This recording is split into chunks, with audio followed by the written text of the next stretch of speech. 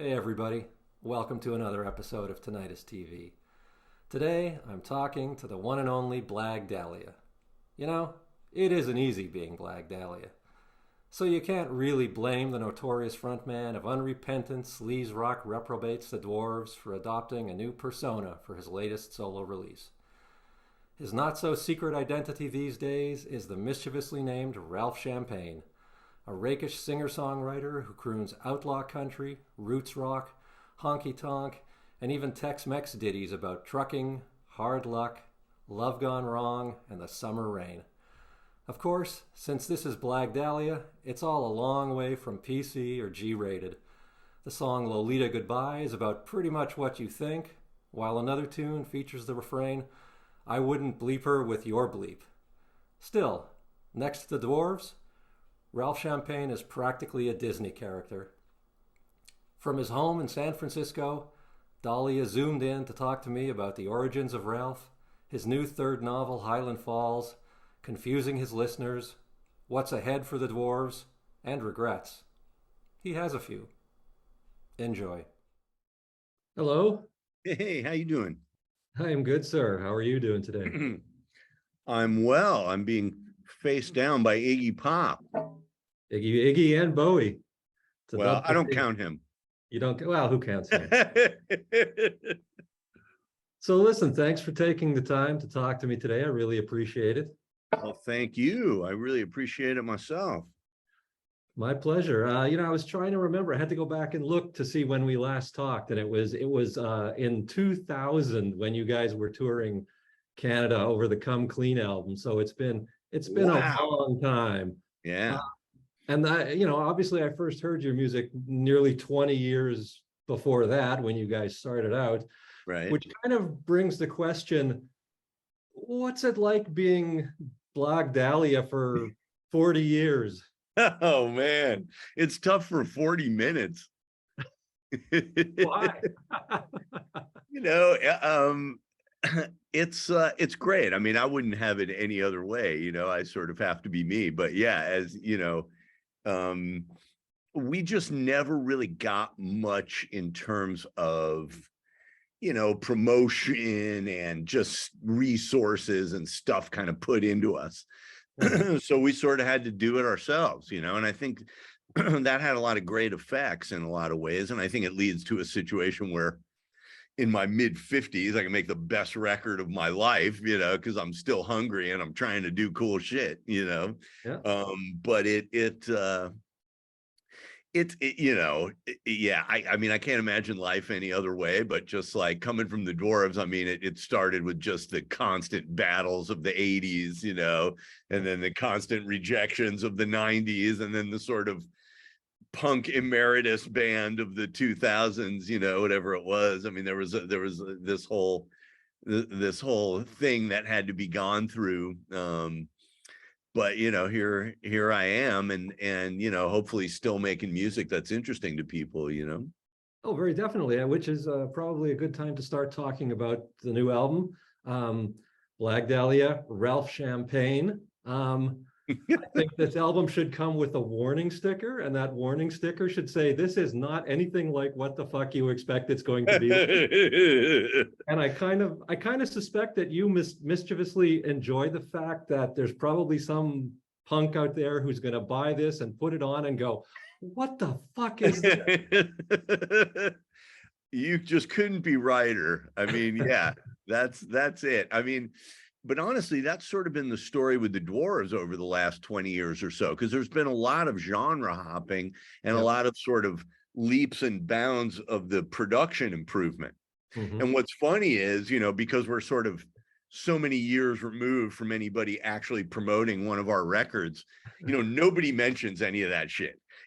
Like any review of us or anything of us, I mean, it's just always 1985 again. It's like, here come the Dwarves that kick your ass and fuck up your town and fuck your sister, and it's just like the music has been evolving in all of these ways over all these years, and the quality of players and all these different things have happened, and it's just unmentioned, so yeah, I mean, Ralph Champagne is kind of the final stop on that train, where it's like, okay, how radically different can we get from other shit that we did and still have you say, the same old shit about us. Well, I don't think anybody could say the same old shit about this one. I mean, it's so far left. I mean, it's Americana, it's roots rock, it's there's some Tex-Mex, some country kind of lounge, driving songs, Yeah, lounge elements too. It's very much a crooner record. I mean, this is, I'm a music guy at my base. I think the Dwarves, from a marketing standpoint, have always been more like a circus. And so people didn't really understand that there was this whole musical basis to it, except for our diehard fans that got that. So yeah, that's sort of what makes this interesting, is that I really feel like, this Ralph Champagne record is a real, I'm just very proud of it. I think the musicianship is great in it, the production's great, the songwriting and the whole thing just kind of came together. And like you say, yeah, it's just 180 degrees different than a Dwarves record. But I think there is a through line of kind of humor and irreverence there, and also just kind of, the Dwarves, again, the way we were marketed wasn't exactly what we were. I mean, to me, we were just a speeded up rockabilly band. To me, there was always very much of a roots influence in the Dwarves. It's just because we were going so fast and screaming a lot of profanity, people didn't really get that aspect. Well, and the naked guy in the mask probably was a bit of a distraction for all that too, and you getting into fights on stage, and yeah, all the madness and mayhem, helped to keep your eye on the shiny object, and the music would often kind of get overlooked. So yeah, I think hopefully Ralph Champagne will be a record that people can really listen to and enjoy, and I think with Dwarves music too, and I would try and explain this to people, because I don't really listen to much hardcore. I never did. And people would say, God, man, it's like your music, it's just kind of, it's beating on my head, like I know you're a music guy. Like, can't you make some music that isn't beating on my head, And so that's sort of what Ralph Champagne is. I've done side projects in the past, like Candy Now and stuff like that, that was supposed to be stuff that wasn't beating on your head, but to me, the Dwarves, you really feel in your gut. And something like Ralph Champagne, you more hear in your ears, Yeah, for sure. So where did the whole Ralph Champagne character / concept come from? What's that all about? Because I mean, it's not like it says Blag Dahlia on the front of the album and stuff, so it's not like you're kind of masquerading, Right. Yeah. I would have preferred to have masqueraded. I would have preferred that it just be Ralph Champagne, but I knew that given the reality that I'm putting it out on my own label and there isn't some huge corporation behind this, the only way I was going to get anybody to pay any attention to it was to put my pseudonym from the Dwarves on it. Hopefully in time we can grow away from it. It'll just be Ralph Champagne. But we'll see, what happens with that. Oh, I'm sorry. I lost the thread of the question. Where did the name or the concept? Oh, okay. So Ralph Champagne, I stole that directly from Josh Freese, the famous drummer guy who's an old friend of mine. He used that as a pseudonym. Oh, and okay. then when I came up with this record, I thought, I need a different name. And Ralph Champagne seemed kind of perfect because it's kind of loungy. It's still kind of punk. It's like you're puking up champagne, but it's very, and so I just called him up and said, I'm stealing your name. I just took it for first. I haven't played on my record for a pittance, and then it's like, oh, and incidentally, I'm stealing your name. Yeah, well, exactly. 2 weeks ago, he's at Wembley playing with the goddamn Foo Fighters, and now here he is on your record. Right, you're right. He's not too worried about what I'm doing. It's kind of like, yeah, Blag, whatever you say. Now he just got to check into hotels under a different name, right? Right. So I wanted to ask, because the record, I think, is sort of referred to as introducing, that it makes it sound like you intend to do more of this stuff. Oh yeah. I see this as like a character that I'll pursue. If there's another Dwarves record,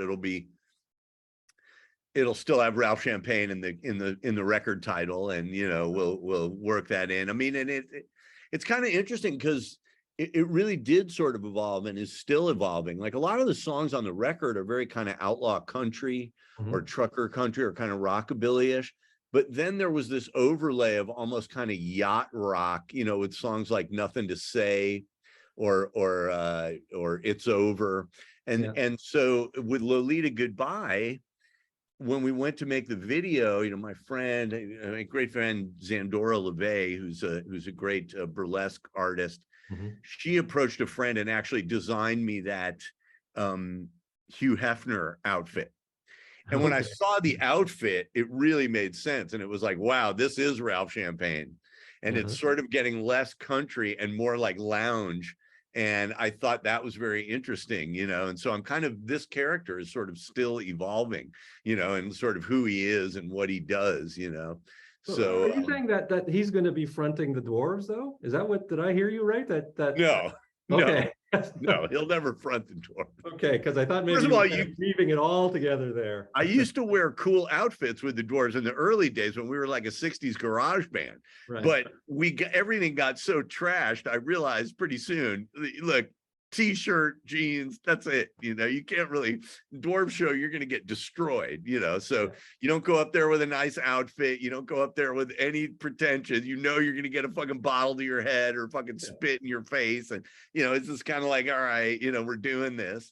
But yeah, so Ralph Champagne, you know, it's kind of, I got by with a little help from my friends here. I mean, that Lolita Goodbye video was made by these guys, the American Primitive down in LA, Joe Cardamone, who's an old friend of mine from the Icarus. Love Joe. He directed that video, and you know, there's just great and they really helped me to understand who my character was. So the people making the costumes helped me, the people making the videos helped me, because it's kind of early in the proceedings, and so I'm kind of figuring out who the fuck is this guy and what does he do, you know. So you got to come up with a whole like backstory, persona, layers. Yeah, I mean, I started with, I think he was Reba McEntire's hairdresser. I don't know if I'm going to stick with that one. We'll see. That's a lot to unpack right there, man. Just with those 3 words. So is this style of writing kind of your default when you're not writing for the Dwarves, or was this a very specific rabbit hole you kind of went down?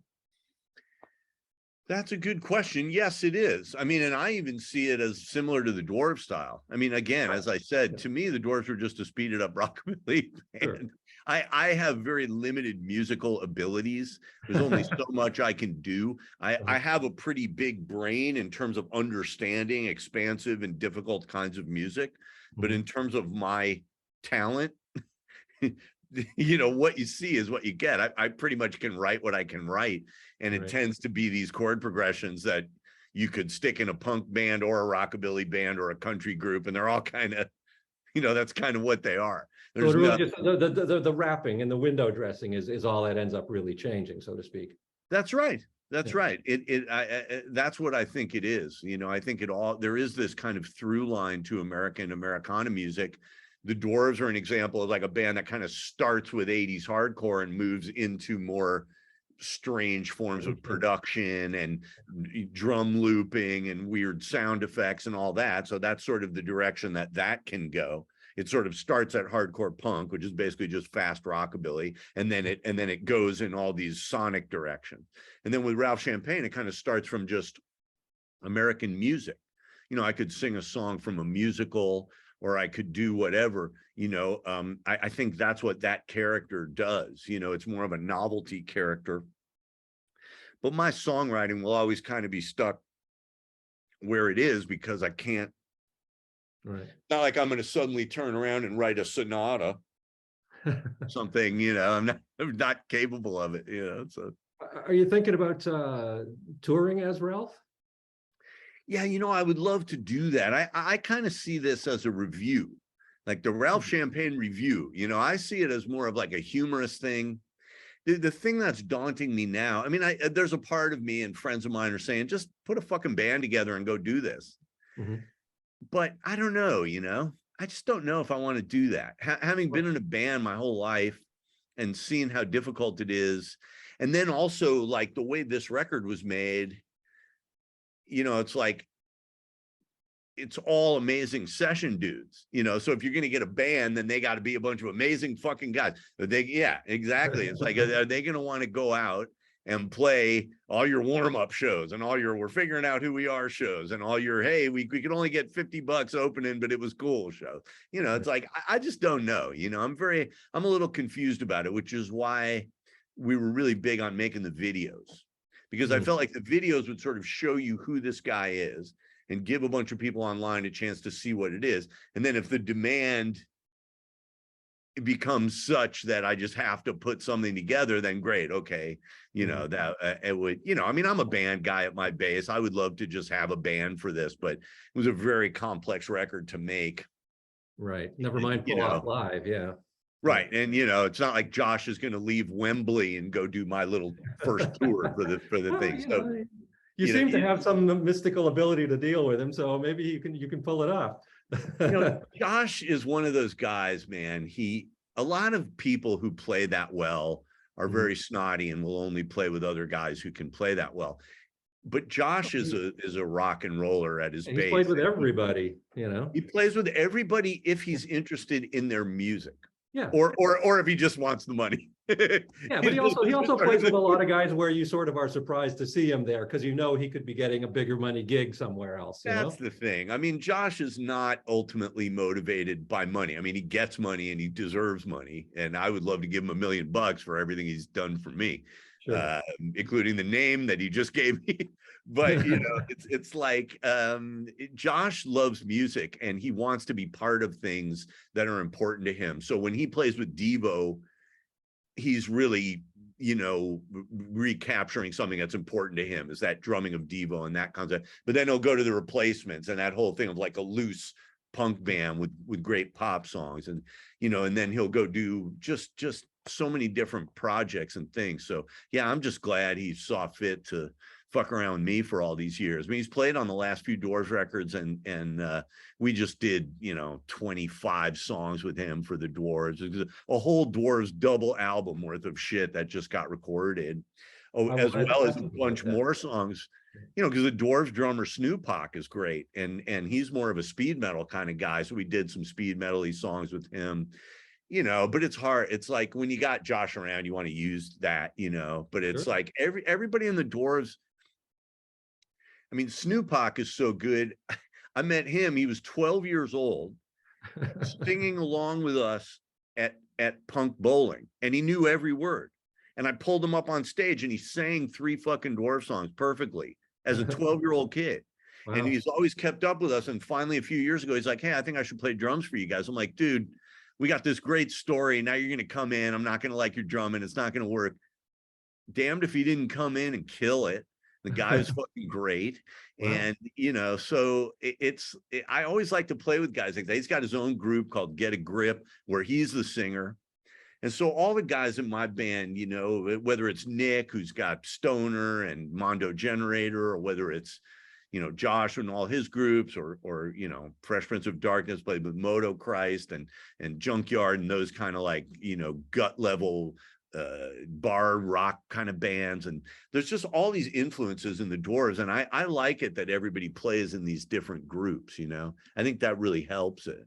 Yeah, bring stuff to the table. So let's talk about this double album that you've recorded. What can you tell me about that? Well, again, I mean, so many songwriters in the Dwarves, you know. I mean, I had enough songs for, you know, that I'd collaborated on or written on this to basically have a single album. But then you got, you know, Fresh Prince of Darkness comes in with 3-4 great songs. Nick Oliveri always comes in with 3-4 great songs. Sure. Josh had one. Saltpeter, the original bass player from the group, he always comes back in and throws in a song. So all of these different people come in, and before I knew it, I had a double album's worth of shit. And are you going to put it out that way, do you think, or whittle it down? Yeah, no, I think it's going to be the first Dwarves double album. Wow. Because again, you know, it's not all filler. I mean, if I would have written it all, there'd be a bunch of filler in there. But because there's a few songs by everybody, right, it's really strong all the way through, you know. And when we were in the studio, we just kind of felt this thing happening. I mean, it was everybody's first thing since the pandemic, kind of. We recorded it in February, and we're in there making this thing, and like every song is like 2 or 3 takes, we're done. And before we knew it, it's like, shit, man, 2 days, we got 25 songs here. 2 days? 2 days. It was insane. It was like old school rock and roll recording. I was gonna say, what took you so long? Yeah. You know, and of course, then I sit there and finger fuck it for months on end, you know, me and Andy Carpenter. But, you know, the initial thing of it, the drums, bass, guitar, 2 days, 25 songs, was insane. So I think Dwarves fans are going to be very happy with it. There's plenty of hardcore, but plenty of other weird shit, down tune, weird stuff that sounds like Nick and that stoner world. And then, you know, like 60s garage kind of stuff, kind of harkening back to the early days of the band. A lot of that kind of thing. The Dwarves started as like a 60s garage band. So sounds great. You got a title yet? No, it's something. This guy sent me some great photos for it. Brian Kastniak is a great photographer from up north in Olympia, and he sent me some great pictures of a woman all covered in recording tape, and he said, you got to call it Keep It Real. And so I don't know. I'm thinking about keeping the pictures, but I don't know about the title. We'll see what happens. You know, a double dose of Dwarves. Yeah. First Dwarves double record that wasn't a compilation. Yeah. And on top of all that, you've got a third novel coming out very soon, right? Yeah, so that's another one. I mean, I guess I didn't slack in the pandemic. I sort of hit the wall after about a year or so. I lost my mind like everybody else. But the first year I was like, I'm making this record and I'm writing this book, you know. So the book is called Highland Falls, and it's fiction, a transgressive kind of fiction. It's kind of a sequel to Nina, right? It is the sequel to Nina, yes. The same character, Nina's in there, but it's different from Nina. In the Nina book, she's really the only main character, and everybody else kind of revolves around her. This one's a little more like a real novel in the sense of it's got some other main characters and some actual character development, as opposed to just one funny event after another, you know. So I'm pretty proud of it. I think it's going to be good. I think you could make a great kind of Quentin Tarantino sort of movie out of it. And yeah, it's these guys, Rare Bird, which is a cool kind of music-oriented press in LA, is putting it out. And you know, I'm really excited about it. It just seems like all my shit's sort of coming out at once. Yeah. Well, yeah. Well, who do you look up to as a writer? Look up to as a writer. You know, I like a lot of the sort of 20th century classic stuff, whether it's Kafka, Hemingway, Celine, you know, a lot of the sort of post-World War I literature kind of stuff, transgressive kind of stuff, and stuff that's kind of setting out where things are going to go. Henry Miller, that kind of stuff. You know, but from newer writers, I mean, it's just the brilliant guys like Will Self, you know, that did Great Apes, or like T.C. Boyle, or these kind of guys, just these sort of masters of fiction, you know, or like guys like William Volman. I mean, I don't know, it's weird. Like when I talk about music, I'm a lot more in my element. Then when it gets to books, I kind of feel my lack of education and my lack of I'm not really trained to do that. And I don't really know how the fuck to do it. I just do it very instinctively. Like I never wrote an outline for anything, and I never took like an English class and figure out how to do it. You know, like I Are you writing on the computer or a typewriter or longhand or what? I write on the computer. I think my earlier books were written longhand and then copied into the computer, and I edited that way. Now I just write directly into the computer, but it's I mean, what can I say? I feel like I'm getting to the point where I can have more dimension in my writing. You know, like one thing I always liked about the Dwarves was that it was very two-dimensional.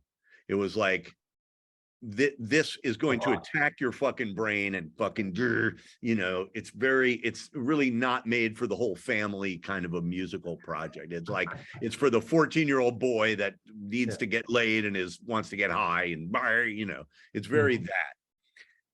And I'm proud of that two-dimensionality of it. I think a lot of things are better that way. You know, I don't think everything gets better the more it evolves or changes or adds to itself. But then when you look at something like writing a novel, a two-dimensional novel gets a little tough to handle after a while. You need a little more variety in there. So I'm trying to become a better writer. You know, it's between my life of sort of touring and writing songs and doing that stuff. You know, I do the best I can. I mean, I think the book is very funny. Yeah, how do you put all those pieces together? I mean, like, do you, for instance, write every day? Do you write songs every day, or you know, is it just kind of as the need comes up? You know, That's a great question. You know, I admire people who do it that work ethic way. I don't. I have no work ethic. I don't care about writing every day. I care about writing something good. Right. I don't care about making, the major label 15-month cycle of albums. You must make one every 15 months because that's how our marketing department has figured out that, I make an album when I've written one, and nobody is asking me ever to do one. There is no corporate entity saying you must write a book or you must make a record. So I make them when I have them and when I think they're good. Mm-hmm. And when I was a kid and we were on Sub Pop and these various labels, we had to work under their gun. You know, it was like, we got this much money, we got this much time, go make the best record you can. Once I got to Young and Good Looking in the mid 90s, when all of the labels had abandoned me and I had to borrow money to make that record, Mm-hmm. I just said, look, you know, the music industry has never been a viable job. If I want to make a record, I'm just going to have to do it myself, finance it myself, and make it as good as I can, because that's where the pleasure comes from.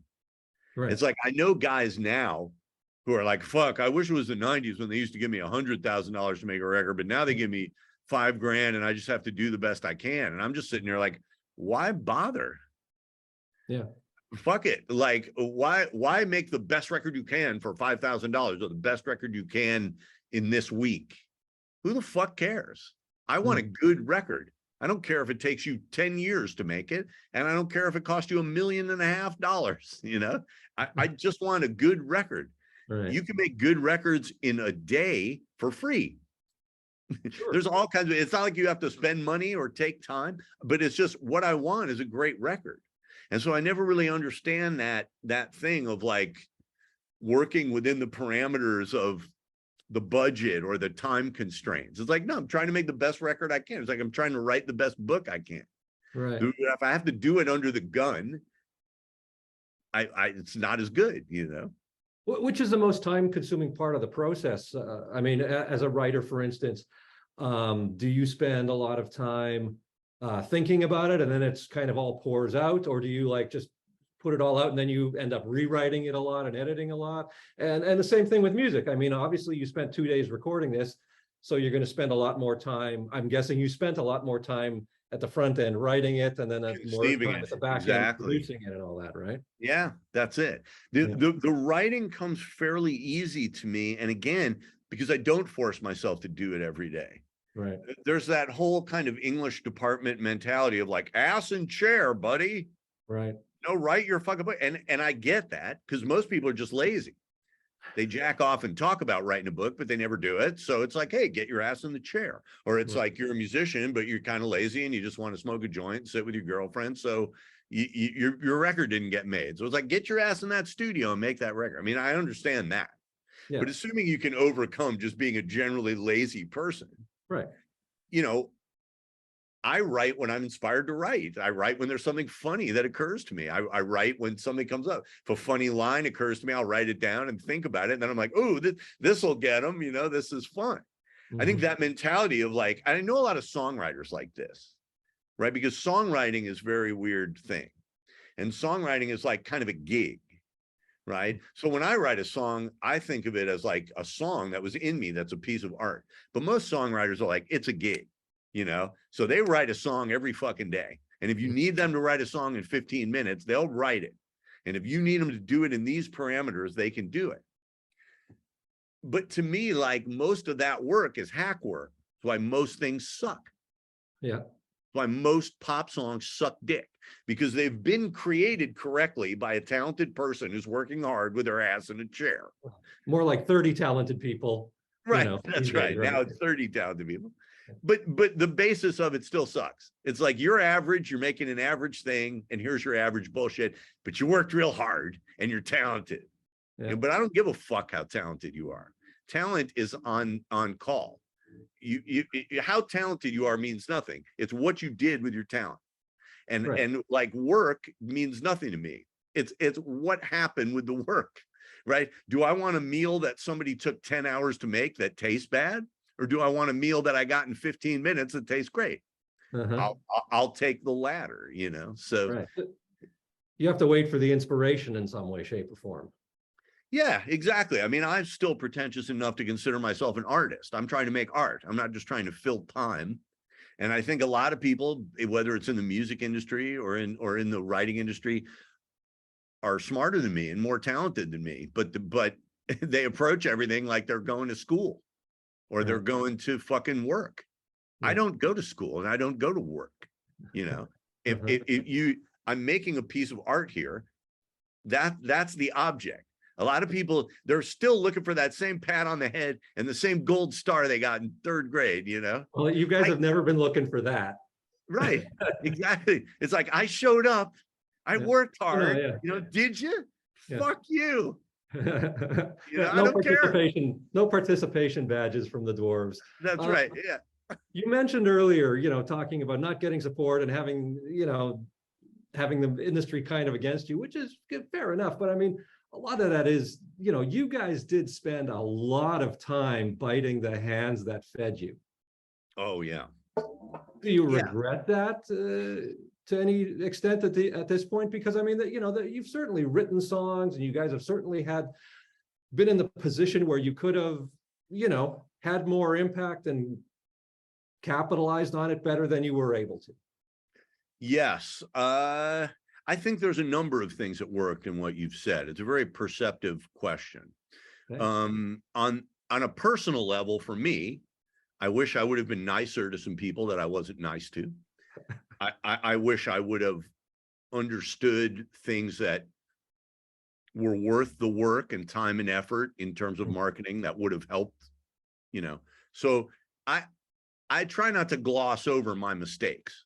You know what I mean? The shit that I did that fucked me up is the shit that I did that fucked me up. And there was plenty of it, whether it was pissing people off just by being an asshole, whether it was by being lazy about shit, or whether it was by kind of not understanding the process, but thinking I did. Whatever it was, there was a bunch of shit that got in my way. And I wish I would have made more money or done more shit or had more success, especially in the 90s when I was young and could have capitalized on it, you know? So I'm in agreement with that way of looking at things. I think you have to look at yourself objectively and not let yourself off the hook with that. But where the question kind of started, I don't know. What can you say it again? Because there was some place I was going. Whether you regretted, you know, things, and I think you've kind of answered it. That you know, you spent a lot of time biting the hands that fed you. You know? Right. So then there's the other side of it, which is like shit that people didn't understand. You know what I mean? It's like in the 80s when I entered the music business, like people loved junkies. You know, in the 80s, they love them. Because they're easy to manipulate and they're easy to feel sorry for, and you can feel like you're doing something. I mean, when I was at Sub Pop, were they smart to invest in the junkie Kurt Cobain? I think they were. I think he was the best songwriter of the era, you know? But, you know, I would ask myself the question, if I'm them, I'm going to ask myself this question, you know, was it worth it to put all that effort into Nirvana? Yes, of course. Was it worth it to put no effort at all into us? You know, I don't think so. I think they should have put some fucking effort in. And if you got scared off by, ooh, you know, I threw a bottle at a show and it hit somebody, that shouldn't have had anything to do with how you marketed my band or what happened. You know what I mean? Like, I think we did some hand biting, but a lot of it was kind of deserved. Because I would see these labels, they'd always pick out, it was either their buddy from down the street or the guy they shot up with, or somebody that they just really admired because they loved his music and didn't really give a fuck about anybody else's music. Whatever it was, every label would pick out one guy to fucking worship and do everything for. And it was always, and we were never that guy. And I was always like, shit, man, could somebody here do something for me? I mean, anything, you know? But I mean, that was one of the things I loved about the Dwarves, you know, was that just your very existence and the way you conducted yourselves kind of always was not only taking the piss out of it all, but kind of exposing the hypocrisy inherent in the music industry, and in particular punk, which was, you know, for the most part, consisting of a whole bunch of people who were pretending to be rebellious and outsiders and nihilists and all these other things, but then would clutch their pearls whenever you guys rolled into town, you know? I couldn't agree more. And there's something even more sinister about it, which is especially in the 80s and 90s, there was a big anti-commercial thing, right? You were trying not to be corporate and not to be some bullshit sellout. And yet, you know, all of those fucking pussy guys until somebody else got their check. Yeah. I mean, look, I love, like I say, I use the example of Nirvana because everybody knows the band and because we were on the same label as them. You know, motherfucker made an EP and a single for the little indie label and then immediately went to the biggest manager in the world who took him to the biggest label at the time. Yeah, exactly. And yet somehow it was all labeled as this underground, scrappy, you know, it's like, no, we're Indie actually rock. scrappy and underground. We actually don't have a manager. We actually are at this indie label and no one's helping us at the indie label. Yeah. Meanwhile, you know, or like, you know, a band that fascinated me was Rage Against the Machine. I mean, again, this was a great live group. I saw them live twice, opening for various people. I thought that guy was a great front man. I thought the band was great. But this whole idea that it was anti-corporate while they were on Sony and while they were selling you a $50 t-shirt in 1991, I mean, it was just all like, what's wrong with this picture? If you really love independent things, you should really fucking be kissing the Dwarves' ass because we're really independent. We really don't have a lawyer and we really don't have a manager and we really don't have an agent and we're really doing this. But all those fucking people who love the most sincere shit hated our guts. But they loved all the motherfuckers who had a publicity machine working overtime talking about how underground and independent they were. Exactly. You know, so there was this real paradox, like, and so that's the side of it where I don't really mind having bitten that hand because it was like, you know, also, I mean, here's where I think the music industry fucked up with me. I'm a good songwriter and I can come up with catchy melodies and lyrics that fit things. When I'm writing about being in the Dwarves, there was a bunch of shit that didn't really show you that because the melodies would often be and the lyrics would be about fucking, you know, I'm going to kill you. So people couldn't really see it. If the music industry was smart, somebody would have plugged me in. Somebody would have recognized what was up. I said, Blag, you're your own worst enemy, dude. Just shut the fuck up. Here, I got this nice country song here. Why don't you put some lyrics to this that work for this artist over here? We're not going to let you fuck this up. We're just going to hire you to do what you're good at. Put some words on this. You're smart. This is what they're trying to communicate. Do that. Like if the music industry would have plugged me in, they would have made a lot of money off me. I understand why it didn't work to have blood-covered chicks and a dude screaming fuck in a tuneless punk song. I get why they couldn't plug that in and make a fortune off it. But where they fucked up is that time after time, they would sign a half-assed pseudo-pop band who wasn't very pop, but who also wasn't very punk, just because one or two of the guys were cute. And then they'd give them $1 million and then do a lot of hoping. Let's hope this works. Let's hope that if we hire some English guy to be their producer, they'll hopefully make a hit for us. Let's hope that if we make them $1 million video, that everybody on MTV will watch it in 1995 or whatever it was. It was like they were spending money hand over fist on bad ideas that failed. For every one Nirvana idea they had that hit, they had 20 ideas that failed. And my only feeling on the whole thing was not, oh, gee, the Dwarves were so great, you should have recognized we should have been your hit band.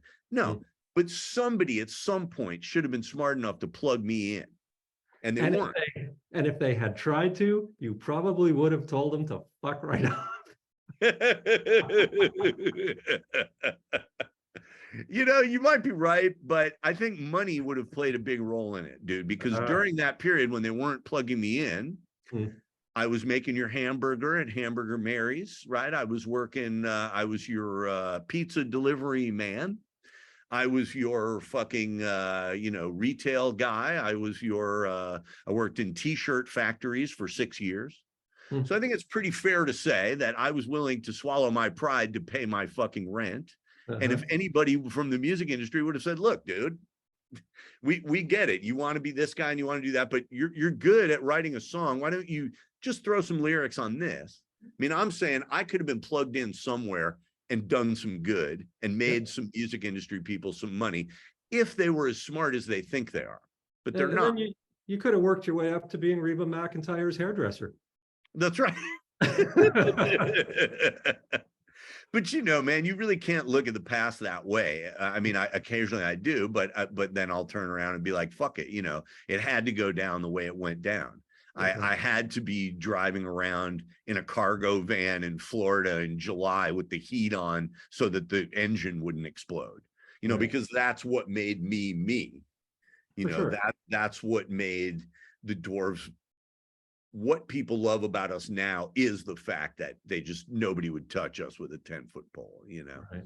So you're coming up on the 40th anniversary of the band, basically. You've got this double album. Obviously, it kind of, begs the question: Are you guys kind of trying to maybe I don't know, exploit this anniversary a little bit, go out with a bang? And how much longer can you keep doing the Dwarves, given that you were mentioning it being music for and about and kind of from that mentality of an angry teenager, and you're obviously a smart guy. How long can you keep connecting with this character? How long physically can you do it? I guess the short question to all of those things is, where do the Dwarves go from here, and how much longer can you do it? I'm such a smart guy that I'm mad at you for using begged the question when you meant to say raised the question. So you're gonna have to leave that alone for a minute.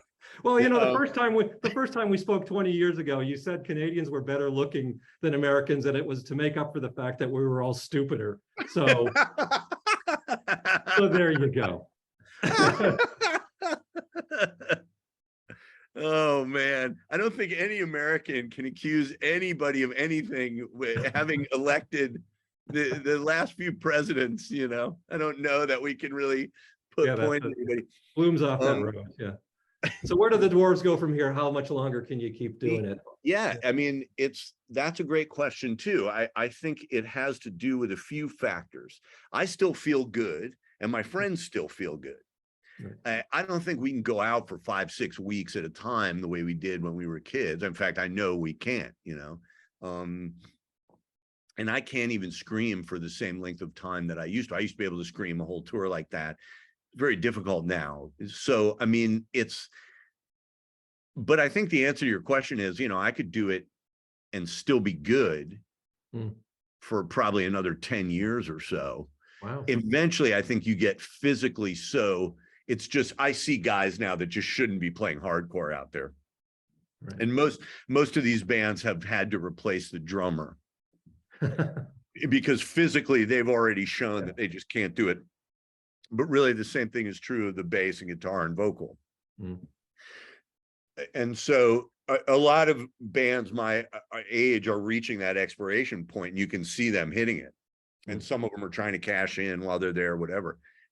I believe that the Dwarves, being what we're like, when we're not going to go out for months on end, if we can just do some hit and run weekends, a couple weeks here and there, I bet we could make a couple more great records and play several years more worth of really good shows. So there's that, and then the other side of it is like this Ralph Champagne thing, which I think I could get old and die with, hopefully, and that's kind of nice. And that was part of where it came from, the desire to kind of express my actual age and what I actually want to listen to or think about, as opposed to nostalgia for my teenage years, but it's an open question. You never know how it's going to go. I mean, what I'd like to think is that when I suck, I'll stop, but people rarely seem to know when they suck, and they don't seem to stop, So Exactly. it's really hard to say. And But you, I of think all people, would refuse to stop, I think. possibly, but it's, again, like, part of what's kept me so doggedly doing it is the lack of success. I still want people to go back and discover how good Young and Good Looking was, or how good Blood, Guts, and Pussy was. And I won't get there unless there's like a great Dwarves movie, or there continue to be Dwarves records, or somebody talks about a different Dwarves record, or something happened. So, like, I'm sort of still hungry. I think a lot of people who sort of did quite well in the 80s and 90s and are my age group, it's harder for them because they just see things going down and down and down, and it's never as much as they had back then. For me, I play bigger shows now than I ever played. Right. We just got done doing Punk in Drublic. I'm playing to 5,000-6,000 people there. Last time we played Punk Bowling, there was probably 5,000-6,000 people there at the time we were playing. So for me, these are the biggest shows of my life.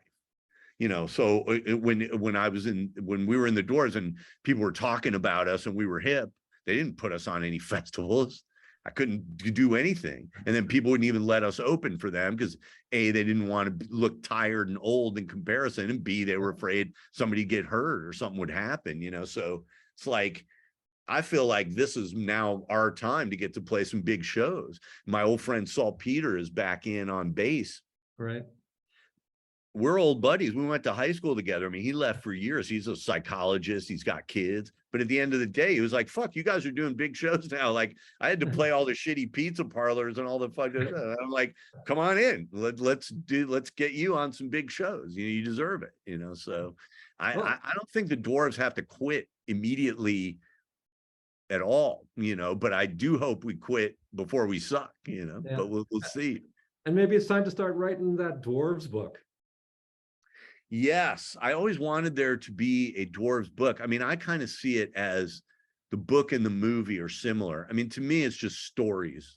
It's just people telling stories about the Dwarves.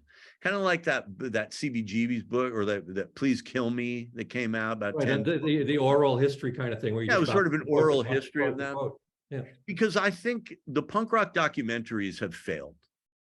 It's just invariably talking to somebody old who's sitting in a chair going, I remember when there were only 5 people wanted to see Black Flag. It's like, okay, dude, that failed. Okay, that Greg. Project failed. It's a bad movie about a cool band. We don't need it. And there's 100 of those now, and there's going to be 200 more, right? So what would you want the Dwarves movie to be? I would just want it to be people telling stories about the Dwarves with footage of us, Just cool old footage or new footage or whatever is appropriate, showing our videos or showing crawls of our album covers or whatever it is, but have people tell stories, funny things, weird things that happened to them at Dwarf shows. People who were in the band, people who weren't in the band, people who worked with the band.